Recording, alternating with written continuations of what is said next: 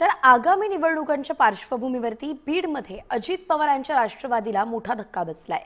योगेश क्षीरसागर भाजपच्या वाटेवरती आहेत आणि त्यांनी राष्ट्रवादी काँग्रेस पक्षाच्या बीड विधानसभा अध्यक्षपदाचा राजीनामा दिलाय।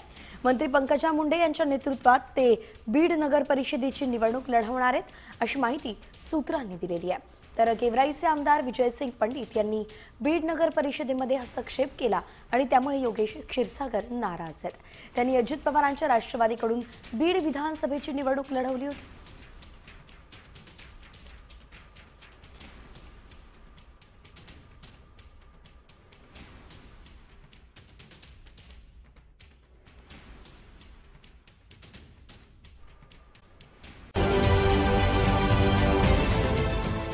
देश विदेशातील प्रत्येक घडामोडींचे लाईव्ह अपडेट मिळवण्यासाठी आता साम टीव्हीच्या सर्व सोशल मीडिया प्लॅटफॉर्मला लाईक, फॉलो आणि सबस्क्राइब करा।